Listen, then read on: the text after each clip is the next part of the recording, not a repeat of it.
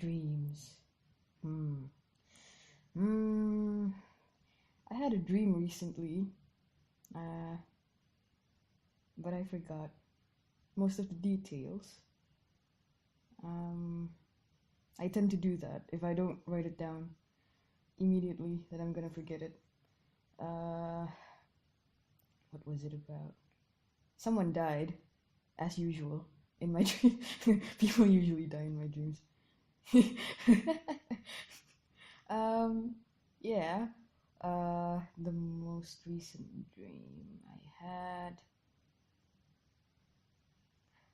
I actually can't remember, but one of the dreams that I can remember was like from 2 years ago, I think. No, 3 years ago when I was in Germany. I had a dream. I decapitated one of my friends. Yep. Uh, it was in Irfan. Mm. And then like I tried to find out what it meant, and apparently, it was uh, like you're trying to kill a quality from yourself that you see in that person. It's quite interesting, but at that time, I didn't know what I was trying to kill. Yeah, but until now, I don't really know what was it that I tried to kill.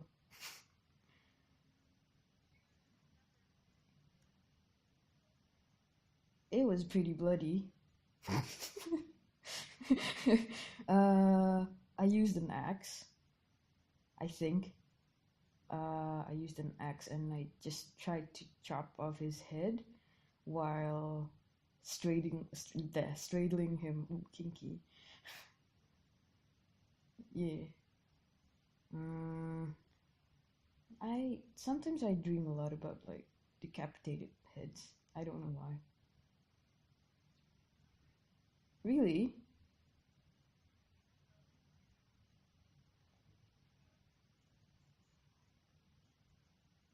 Mm, probably. Huh. I think it happened quite a lot to me, so I got used to it. Sort of. I don't know if that sounds weird. Mm, and then most of my dreams are pretty gory.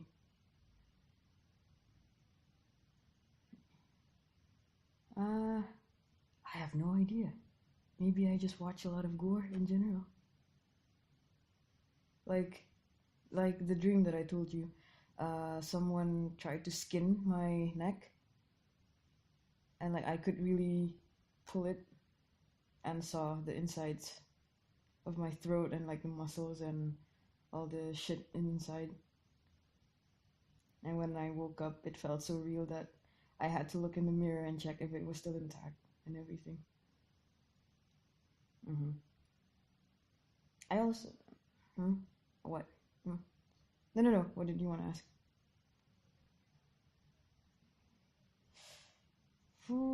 Probably. Yeah, yeah. Like you feel like you're conscious in that dream. Mm. Not a lot, but I do get lucid dreams. It's not pleasant because in lucid dreams, sometimes you try to do something, but you can't do it. You're half conscious. Your brain wants to do something. You're aware that you're supposed to do something, but your body just can't do it for some reason. So it's not a good feeling. Like the latest dream I had was a lucid dream, but I can't really remember what it was. Hmm.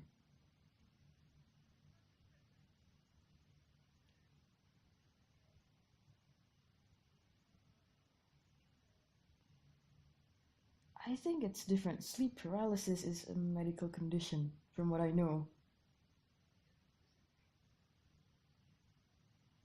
I'm not familiar with dreams in medical terms. it's still a mystery because if you if you record a person's brain's activity with like machines and stuff when they're dreaming, uh, there are certain parts of the brain that will get like activated, but you can't really pinpoint where it's coming from because when you dream, you actually feel emotions.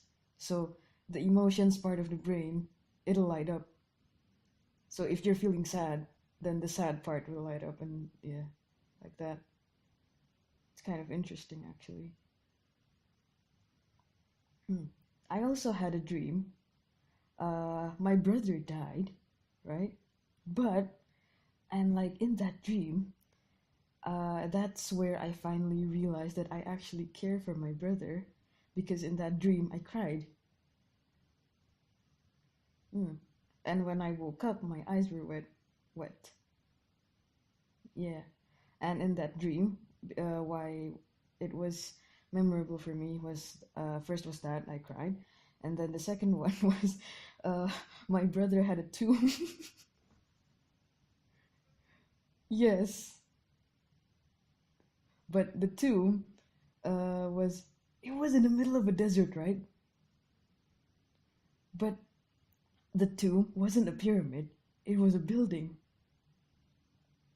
a modern building, and the tomb itself was in the basement of the building. And because my brother had a lot of friends, and he was pretty popular and outgoing and stuff. So in that dream, people were gathering around that building, grieving for him. Mm. Hmm. Yeah. Hmm. My dreams are weird. Test. Okay. Where were we? Mm. Uh, what I had. Apa ya? Kayak the most interesting dream. It's not actually a dream, but a series of dreams. Uh, Back when I was in middle school, I had feelings for someone, uh, and we didn't get to meet a lot, right? And I get dreams about this person, and weirdly, every time I dream about this person, usually the next day, I will meet that person. So, for example, in that week, I and in a, I'll dream about this person, and then the next day, for some reason, I'm gonna meet them, and then like skip a couple of days later, I'm gonna have a dream again about it, and then the next day I'm gonna meet them. It's like that. So uh, it made me look forward to dreaming about it because I know I'm gonna meet that person. But sometimes the dream becomes a bit weird because sometimes it's a hit and a miss. It's like a 70-30 chance because if it's not meeting them, like them, it's seeing or meeting something or someone related to this person. So, for example, I'm gonna meet their sibling or I'm gonna see their name pop up somewhere like that. It happens. It's really weird. It happened for more than a year, I think. Hmm. It is very interesting. And mm-hmm, uh, and like there was a point where I stopped dreaming for like a month. I got worried, right? And I tried contacting this person. I couldn't contact them at all. Apparently, this person was in Alaska for a month. Wow. Yeah, yeah. What did you want to ask?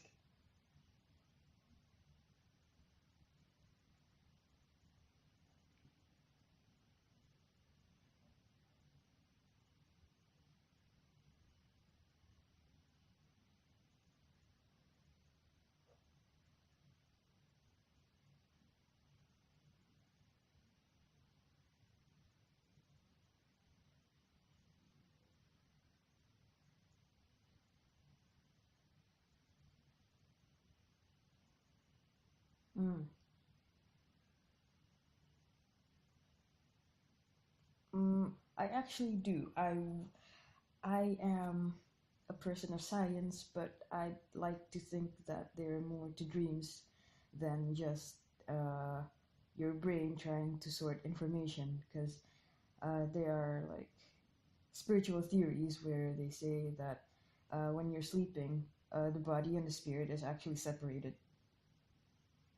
So you're like half dead when you're sleeping. So your spirit roams around the world and it interacts with other spirits and everything. But scientifically speaking, it's just your brain trying to sort out information. And usually, it's also where your so called deepest desires get projected. So that's why if people say that when you dream, it's a projection of your subconscious, it's actually quite true from what I experienced. Because every time I try to analyze my dreams, uh, it's usually related to what's happening to me right at that moment, or it's about a problem that I've been neglecting for a long while, or about something I'm nervous about in the upcoming future, and yeah, stuff like that.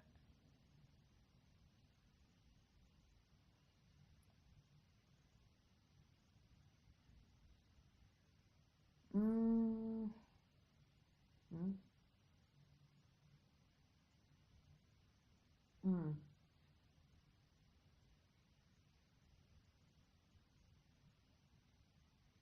mm, mm. I started to get interested in dreams when I was in middle school because that's where when I've been having weird dreams, and that's where I started to meddle with fortune telling. My dad introduced me to what's it called? The this Chinese fortune telling thing with coins. I Ching, I Ching. It's called I Ching.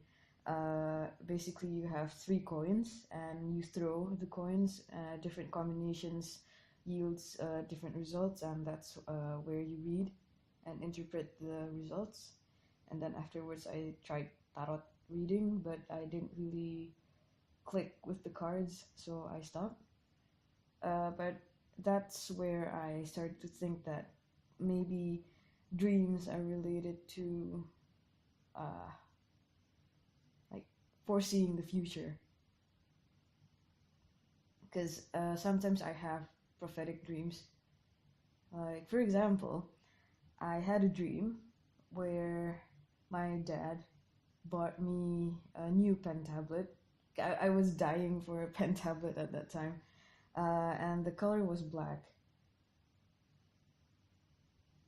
And like uh, surprise, like a few months later, my dad was actually gonna buy me a pen tablet. And at first, I wanted a Wacom, the one like yours, actually. Yeah, the bamboo one, the silver one, right? But every store that sold Wacom inside the building that I was trying to buy the tablet from was closed. So we stumbled upon a store and we bought a tablet there. Guess what? It was black. Hmm. Stuff, random stuff like that. So it just accumulated like the dreams and it actually happening and stuff like that. So I started to think that I need to take it seriously.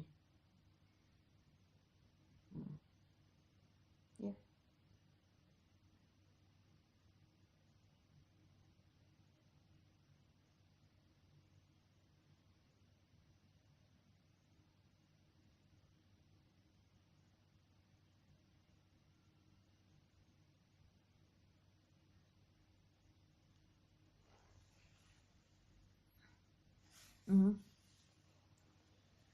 Mm-hmm.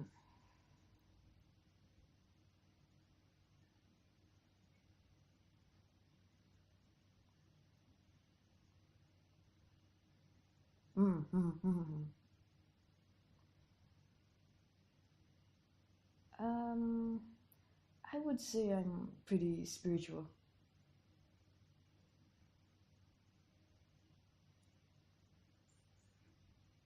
Mm. Um, that's a hard question. It's like I'm spiritual, but I am definitely not religious. So it kind of clashes a lot when I talk to people because they always think that being religious means you're spiritual and vice versa. But it's hard to convey that I'm spiritual but not religious. So, for example, I believe in spirits, dead spirits. They're actually there. You just don't see them. You don't mess with them. And religious people also thinks like that. But like, um,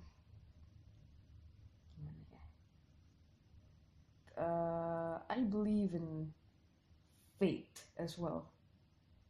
So there is this force in this world. I don't know what that um, makes things turn out the way they do, even though someone tried really hard or did something that's actually uh, already programmed that way. And like in the Muslim religion, in Islam, there's the I don't know how to translate it. It's kodo and kodar. It's like the I think it's that it's like the larger scale of fate and the smaller scale of fate. The smaller scale could still be changed, and the larger scale can't be changed, like uh, the apocalypse and shit like that. The smaller scales ones are just like everyday stuff, but I think that the way things turn out uh, is actually like it's hard to put it in words. Mm, it happened because it's supposed to happen. Like for example, say a person is trying to be a fashion designer, but they can't draw at all, and like no, for example, two people is trying to be a fashion designer. One can't draw at all, the other has talent. But the amount of hard work they put, the people they meet in the middle of their journey, I am pretty sure that's not by chance. And in the end, um, the the decisions they make based on the things they are programmed to meet and do is gonna affect the end result. I don't know if I conveyed it properly. Yeah.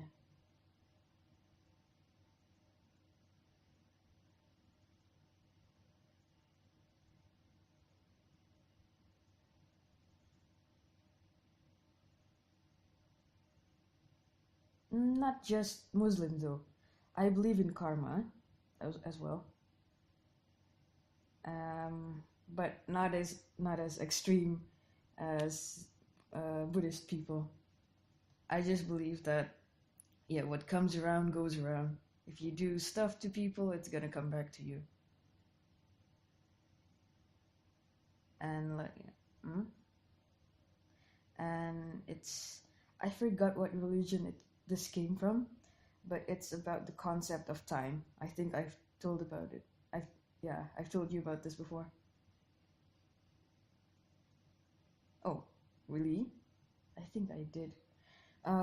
So there's the future, the present, and the past, right? Time is actually just something humans made, sorry, to make it easier for us to visualize and to understand. Uh, in reality, the past, present, and future is actually one timeline. So there are other versions of us existing at the same time, like alternate universes. And that's one of the arguments of why people get deja vu, because they're in tune with their self from, say, the future. They're seeing what their future self is seeing, but in reality, it's actually happening right now, right when you're sleeping. So, like, you're seeing from the eyes of yourself in a different world. And that's why when the scene in the deja vu happened, you get the feeling like, I'm actually here. I was here, and like the angle was the same. What people did, what they saw, what everything was the same, but they just can't put their fingers on like where exactly they saw it. Like that. I get a lot of deja vus as well, so that's why.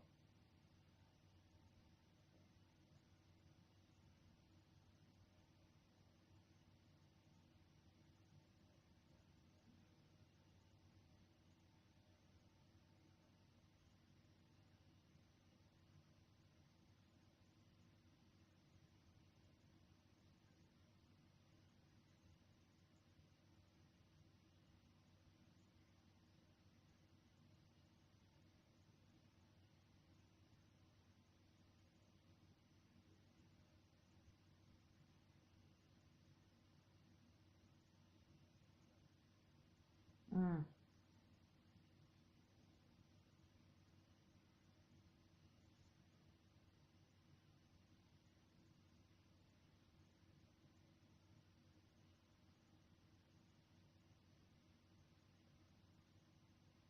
mm,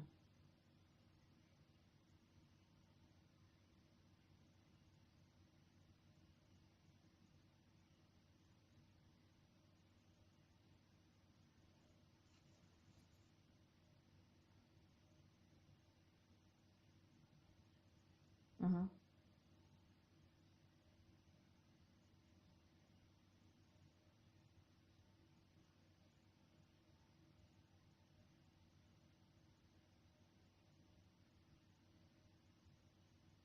Yeah, that does make sense.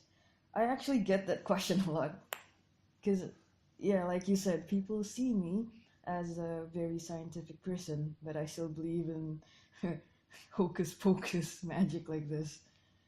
Hmm, I guess the most simple explanation I can think of is because of experience.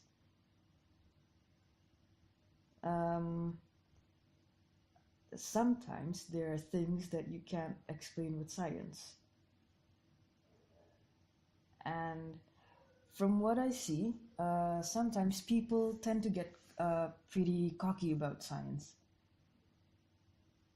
They believe that everything happens uh, because of a scientific reason. But in reality, let's face it, sometimes things just happen that you can't explain why it happened. Stuff happens, and you can't really explain it with science. That happens in reality, and people who's too much of a tsundere to admit it. And people that are too cocky about it, they still think that everything should have a scientific explanation. They just don't know how to enjoy life. So the more you try to enjoy life, the more you just try to feel, at least feel alive. the more you notice details and stuff that uh, makes you think about uh, this actually happened for a reason, and like, hey, why did that happen? If that didn't happen, what would happen to my life right now? And for like the spiritual stuff, it's like what I told you, you can't really explain it with science right now. If it did have a scientific explanation, then most probably I would accept it. But as of right now, there no scientific explanation that I could accept like that. And like, yeah, from experience there as well, and from other people's experience.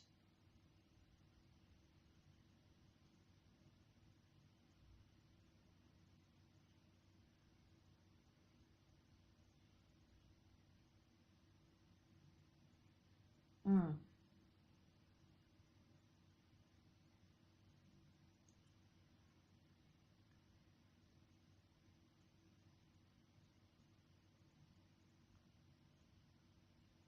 Mm. Mm. They don't really need to find meaning, actually. It's it's not mandatory. It's just when you get to find meaning in your life, you get to appreciate it more, I guess. Because some meaning, so I don't kill myself. No, no. Huh?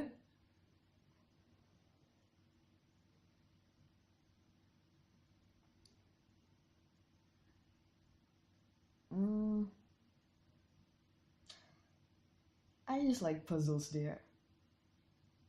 If I could find a meaning behind stuff, that's my ultimate joy. I, some people also is also like that. Like if they could find a meaning from something, they would feel happier about it, or they would feel um, not happy, more like, oh, this is pretty cool, like that. You're satisfied. Satisfied is a nice word, yeah. For example, I just realized um, after I've done my thesis how my life in dentistry played out very interestingly, since at first I didn't really want to go to dentistry, right? I wanted to go to general medicine, and my end goal was to become a forensics doctor because I wanted to care for the dead instead of the living. And two universities didn't accept me at that time, and I was pretty bummed about it, but I couldn't do anything because at that time I had to go to Germany, and in Germany I tried to find other stuff that I wanted to do. I almost considered psychology and design, but in the end my heart still went to medicine. So when I went back to Indonesia, my dad consulted with my aunt, who was a dentist, and she told me about forensics dentistry. At first, I wasn't really interested in it. I was just like, if it could get me to be with dead people, then I would do it. Because my dad was so against me going to general medicine for some reason. So I applied for dentistry, and I got accepted. It was so weird because I didn't have any preparations. Literally 2 months after I landed in Indonesia, I had to take that exam. I didn't learn jack shit about like the entrance exam. Still passed. And uh, 3.5 years ago, I wouldn't imagine myself being in this position right now, because as of right now, I have contact with the police because one of my lecturers is from the police force. She's a forensics dentist for the police, Indonesian police. I had lunch with one of the professors who played an important part in the development of forensics dentistry in Indonesia. I finished my thesis on forensics dentistry, and the professors said to me that my method could actually be used in the field. And I think I'm one of the first persons in Indonesia to actually do this research. Like 3.5 years ago, I wouldn't imagine me being here. So everything turned out like this. And it's interesting because if I think back, if I didn't meet certain people, if I didn't lose contact with certain people, and if I didn't do certain stuff, I wouldn't be here right now. So that's where I tried, not tried actually, I just one night I thought about my life, and I thought to myself, oh hey, if this didn't happen, I wouldn't be here right now. If I did this instead, I wouldn't be here right now. So that's why. It's not that I searched for the meaning, it's just it suddenly dawned on me. Yeah.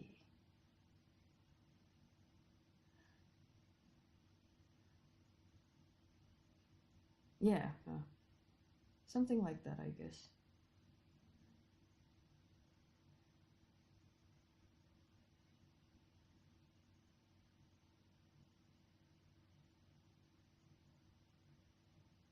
Mm?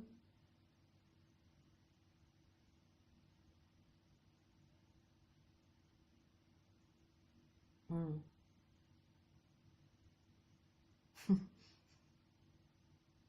It's interesting when you finally understand why this turns out to be this. Because you get to accept it faster.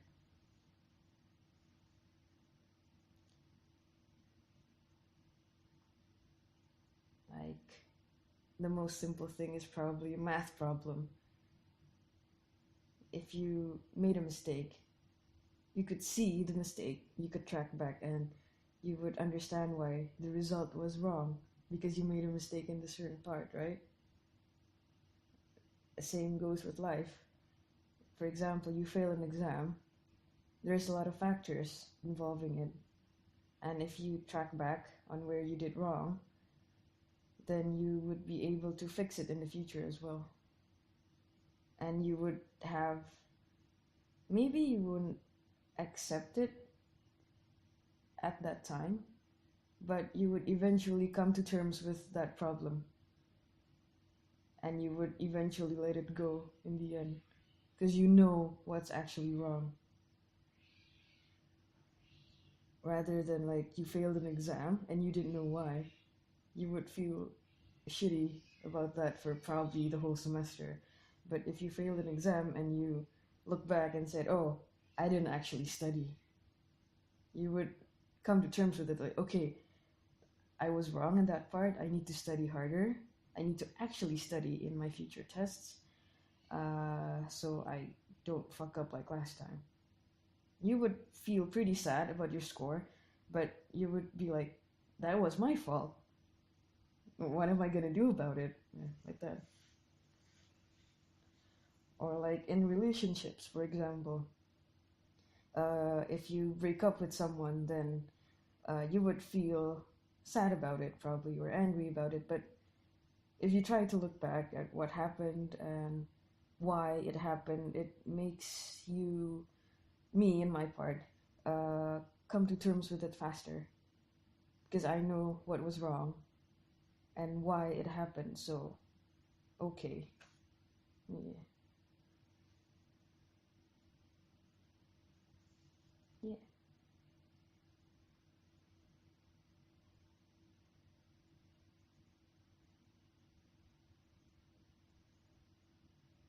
Mm-hmm. Yeah. I'm pretty sure that wasn't a dream though. I think so.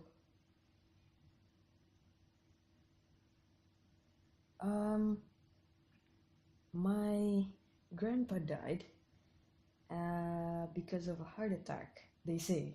I don't actually know about it. They said so.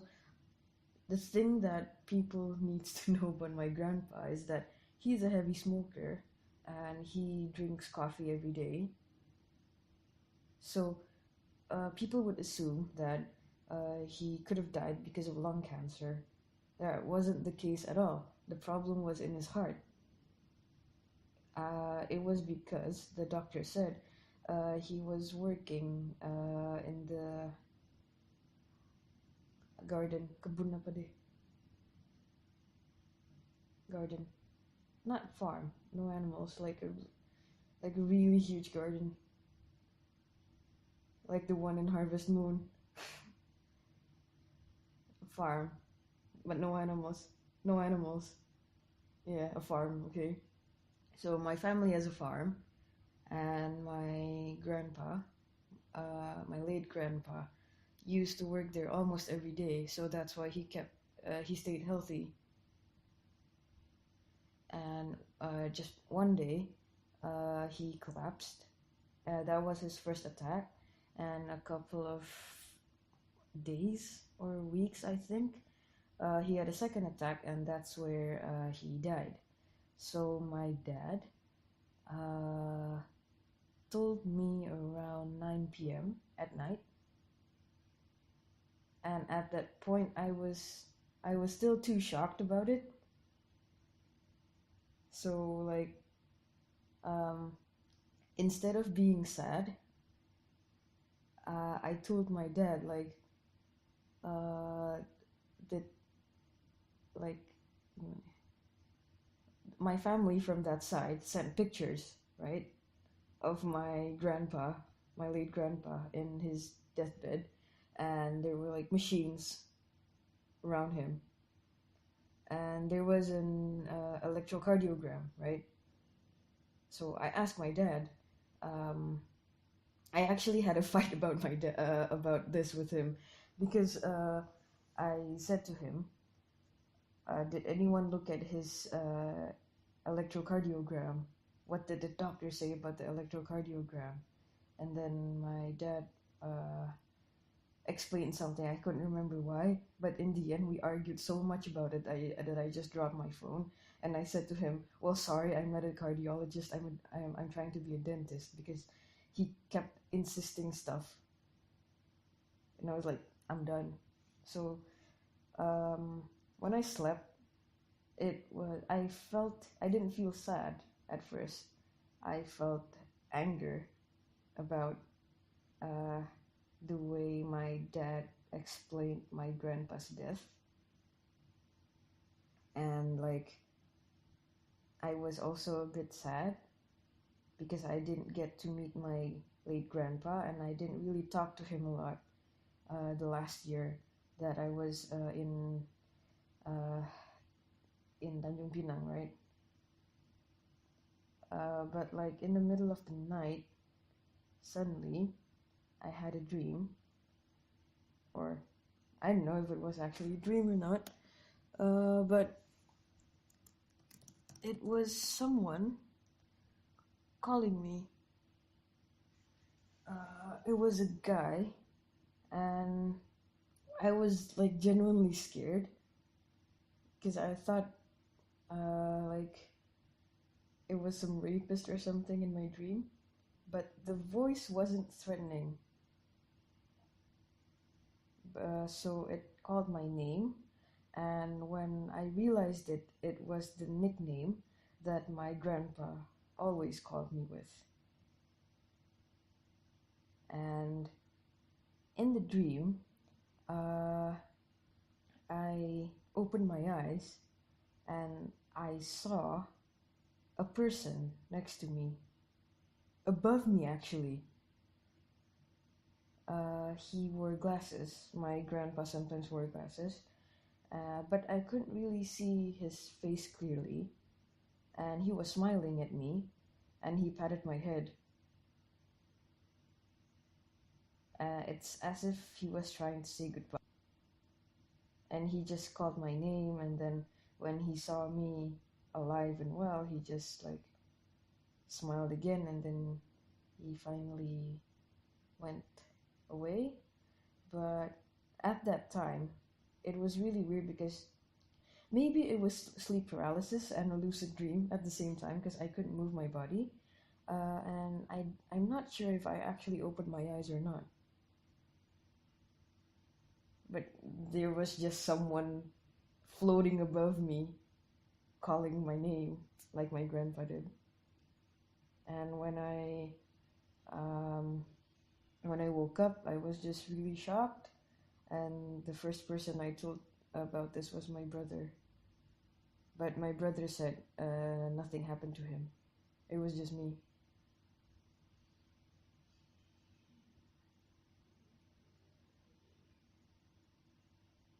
Huh? I don't know. It was really weird. It was probably a dream. It was probably real. I don't know anymore. It's just really weird. Because if I wanted to say it's a dream, in that dream I opened my eyes. I was awake. But I didn't feel like I actually opened my eyes.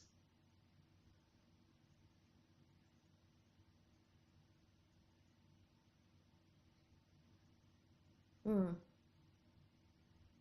I know it happened, but I don't know if it's a dream or if it was real.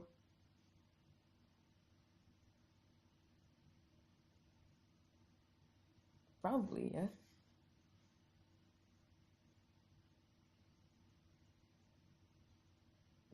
Back then I was close.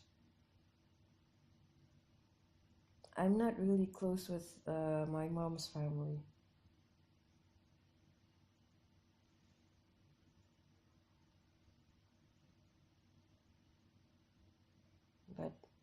but like uh my grandpa probably uh thought like I was the oldest granddaughter. That's why I was kind of special for him. Uh, like in actuality, I have a an older cousin.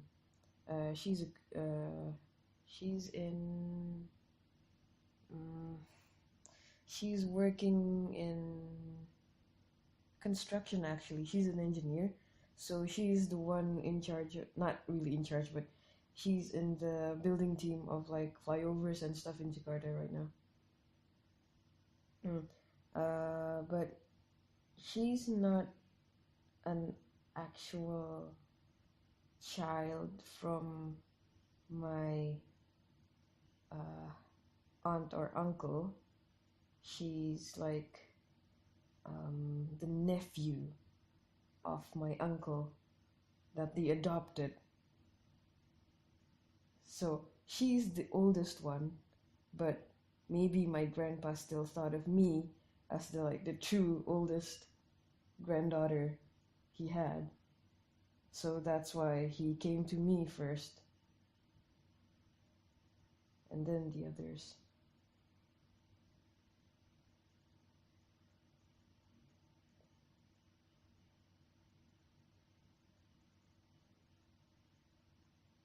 Yeah, but I don't know what it was.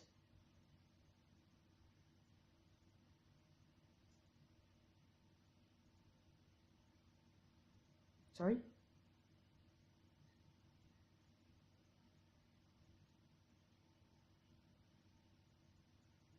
Yeah, I want to know what they're actually trying to say.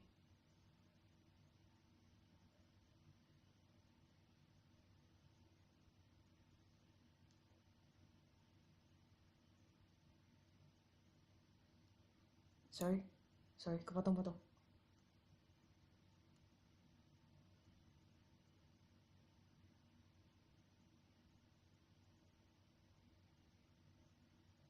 Mm,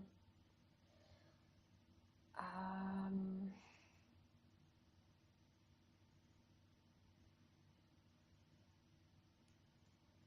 hmm, like the dead, obviously they can't talk because they're dead. But before they died, they must have had something they want to say regarding their death. They're they're actually the only one who knows what exactly happened. And if people actually knew how they died, how they experienced it, I think they would feel a bit better about it, probably.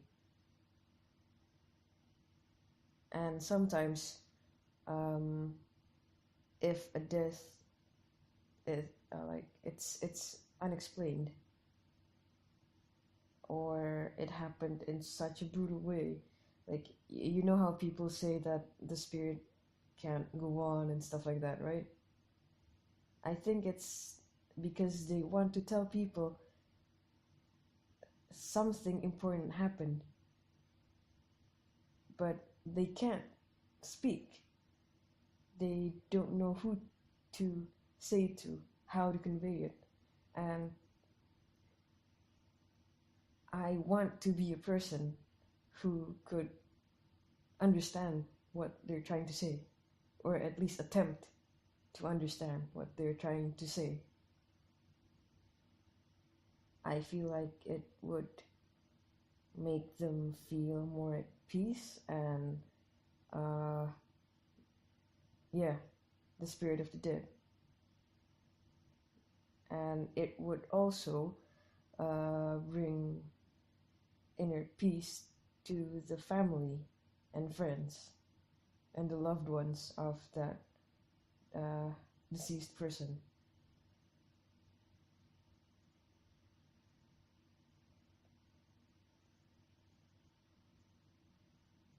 Being a forensics, yes.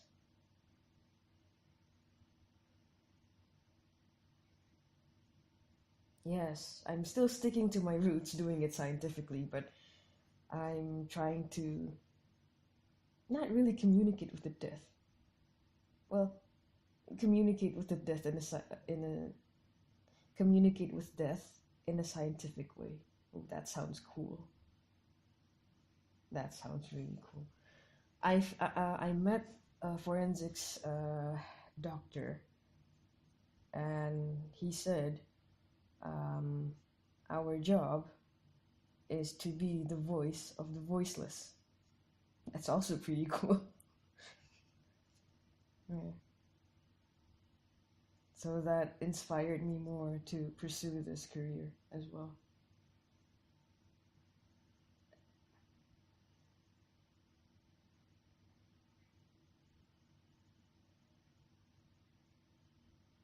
They actually are already coexisting. It's like uh, I don't really 100% believe this, but uh, someone said to me that science is a way to explain religion in human language. Like the stuff that happened, uh, like scientific stuff was actually already explained in the Quran and the Bible, but science just puts it in a more scientific way, in a language that general people would be able to accept. I'm still not sure about it, but it could happen.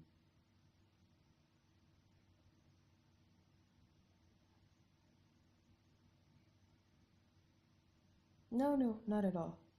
not at all. I mean, like Dan Brown actually wrote a novel about measuring the way of souls and spirits, so like it could coexist.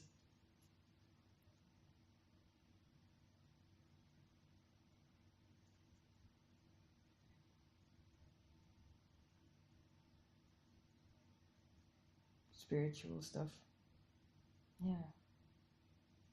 Yeah, I guess so. Don't don't see them in two different. Yeah.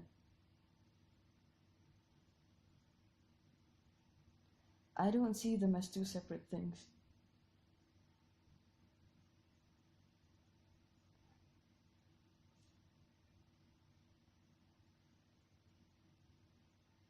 Mm. Mhm. Mhm.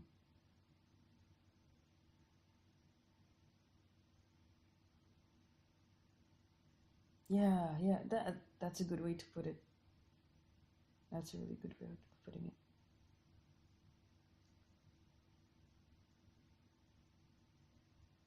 There is actually a really interesting case that that moved me. It was one of my professors told me the story. So he had a case in Ancol. There, a skeleton was found. A set of skeleton actually was found, and they had difficulties on determining who it was because when they tried to date the skeleton, it was around, I can't remember if it was half a year or a year. And uh, like the team started to search for this person, and finally they identified the victim, right?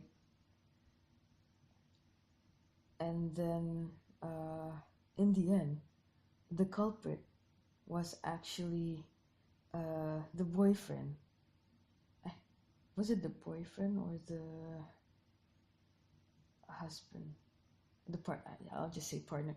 The culprit was the partner of the victim, and he murdered his partner because of jealousy. And guess what?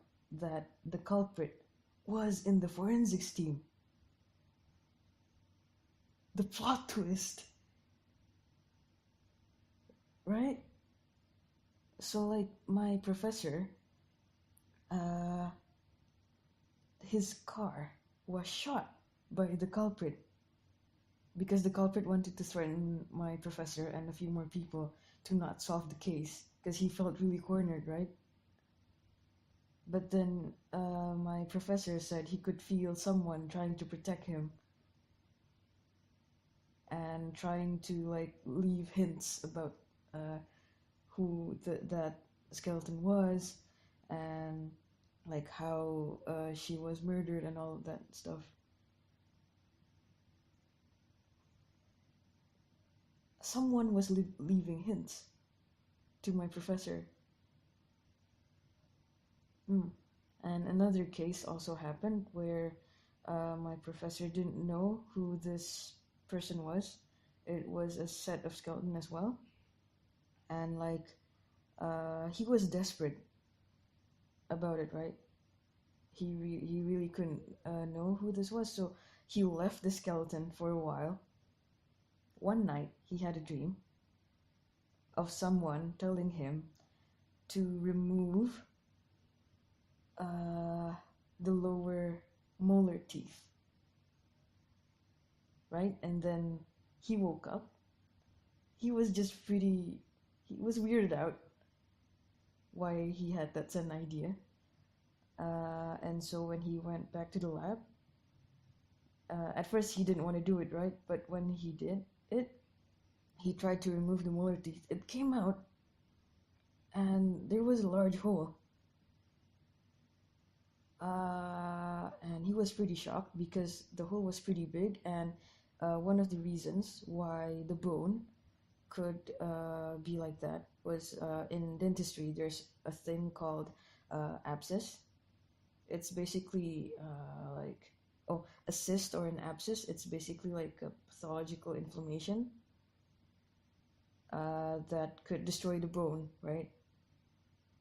And your gums uh, could could be inflamed because of that, and like not just your gums. If it gets huge enough, then it would show on your face. It would be like asymmetrical. There would be like a huge bulge if it's already that big.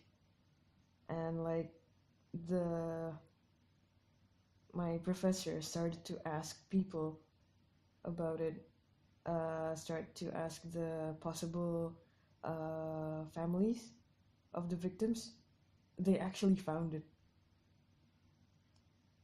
Like one of the friends of the victim told my professor that at one point the victim told the friend or the brother that she was having toothaches in the molar region, and at one point there was like bengkak gitu. What's bengkak? It was inflamed. It was inflamed. And when my professor heard it, it was like, yeah, I think we found her, like that. And that's why I think it's very interesting, the forensics world.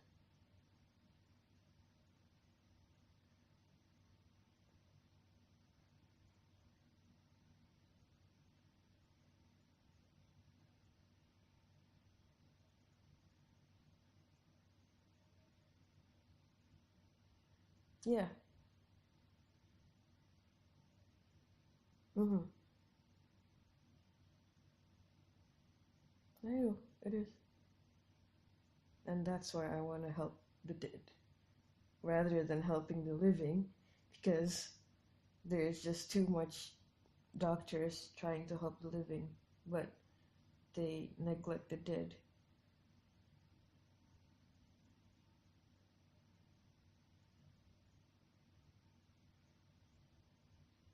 Uh-huh. Uh-huh. Uh-huh.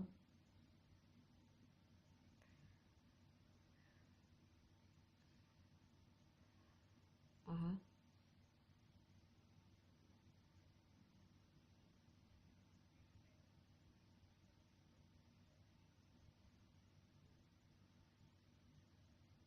Mm. Mm. It's getting easier. I wouldn't say it's hard, but it's getting easier because one of my role models in the forensics world, she's an Indonesian. She's a mother of two. She doesn't spend Christmas or Lebaran with her family because she almost always, has a case every end of the year because shit just happens to Indonesia in the end of the year. But she's really cool.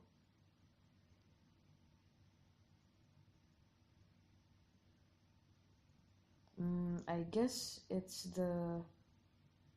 more like forensics involves a lot of field work, and that's why most people just say that, why do you want to do it? Why do you want to touch dead people?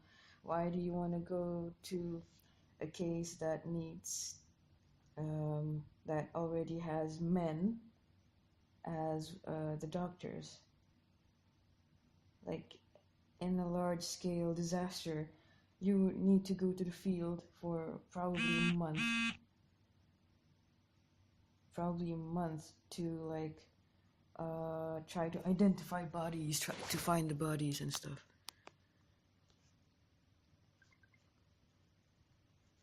Yeah. Mm-hmm. Hello. And something interesting. You remember the AirAsia case? The one that was supposed to go to Singapore, I think, or where, I can't remember. There were so many bodies that they had to rent those large fridge for fishes from the nelayan. Yeah, from the fishermen, just to store the bodies.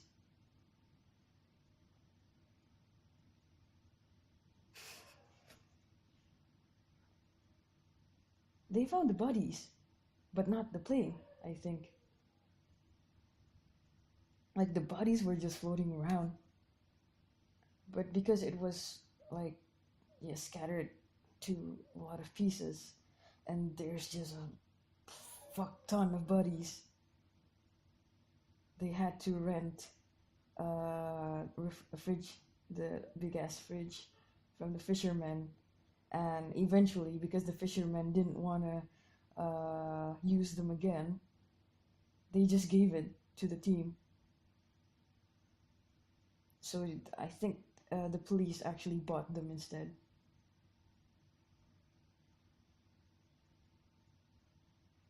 I know, right?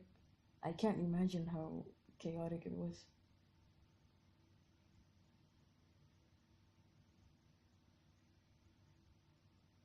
I want to, actually. I do. It's much more interesting than just, hey doc, I want to get married. Can you make my teeth pretty? Yeah. I don't know. I just want some adrenaline in my life. Yeah, wait. Yes. I have an interview. Let's start with one. Yeah, like that.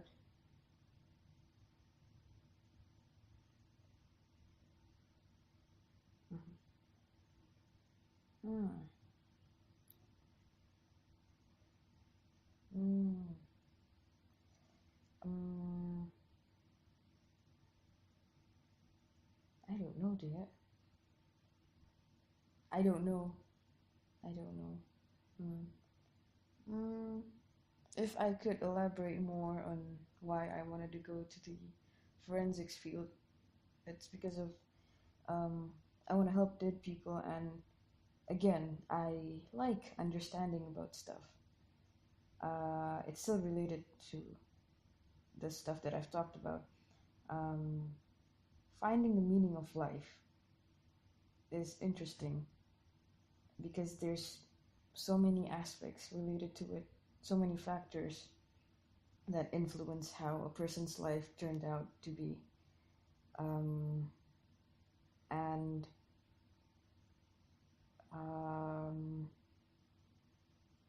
Probably I'm a bit scared of learning about life when people are living.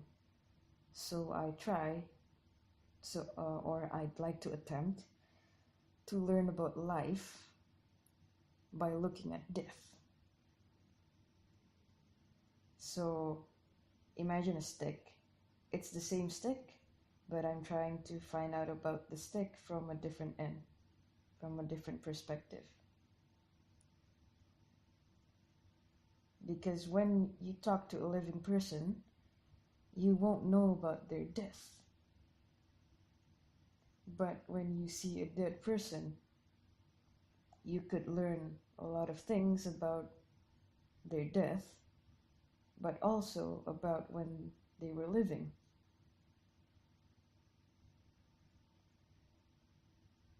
And I feel like when I have a patient, whether they're dead or alive, it's like we're making friends. We're learning more about that person. And I think it's more so when they're dead, because if I have a living patient, me as a dentist, I would probably just talk to them and it's only about their problem.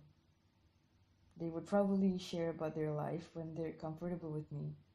But when I'm trying to talk to the dead, I would see them when they're already dead, and they would explain why they were dead. But in order to find out who they are, why it happened, why it turned out like that, I need to speak to a lot more people to understand just this one person. And I think it's just fascinating how this one person could be connected to so many person and to so many aspects in life.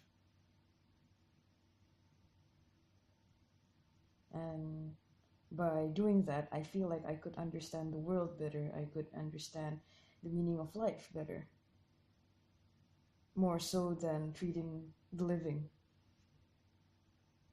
like that.